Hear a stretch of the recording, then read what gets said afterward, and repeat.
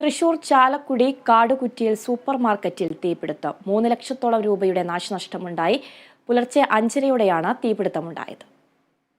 കാടുകുറ്റിയിലെ ഹയ super മാർക്കറ്റിലാണ് തീപിടുത്തമുണ്ടായത്. Super മാർക്കറ്റിൽ നിന്നും പുക ഉയരുന്നത് സമീപത്തെ ബാങ്കിലെ സെക്യൂരിറ്റിയാണ് ആദ്യം കണ്ടത്. തുടർന്ന് നാട്ടുകാരെയും സൂപ്പർ മാർക്കറ്റ് അധികൃതരെയും വിവരമറിയിച്ചു. ഇവർ അറിയിച്ചതനുസരിച്ച് ഉടൻ അഗ്നിശമന സേന സ്ഥലത്തെത്തി. നാട്ടുകാരും അഗ്നിശമന സേനയും ചേർന്നാണ് തീ നിയന്ത്രണ വിധേയമാക്കിയത്. 3 ലക്ഷത്തോളം രൂപയുടെ നാശനഷ്ടമുണ്ടായതായി സൂപ്പർ മാർക്കറ്റ് അധികൃതർ പറഞ്ഞു. 4 മണിയോട് കൂടിയിട്ടാണ് ഇവിടെയുള്ള ആളുകൾ വന്ന് നമ്മളോട് പറയുകയാണ് ചെയ്തത്, ഇങ്ങനെ മുകളിൽ നിന്ന് പുക വന്നെന്നുള്ളത്. പെട്ടെന്ന് തന്നെ നമുക്ക് ഏകദേശം പെട്ടെന്ന് തന്നെ അത് സ്റ്റോപ്പ് ചെയ്യാൻ പറ്റിയത്. അപ്പോൾ തന്നെ ഫയർഫോഴ്സ് നമ്മൾ വിളിച്ച് കാര്യങ്ങൾ ചെയ്തു. അവർ വന്ന് കാര്യങ്ങളൊക്കെ ചെയ്തു.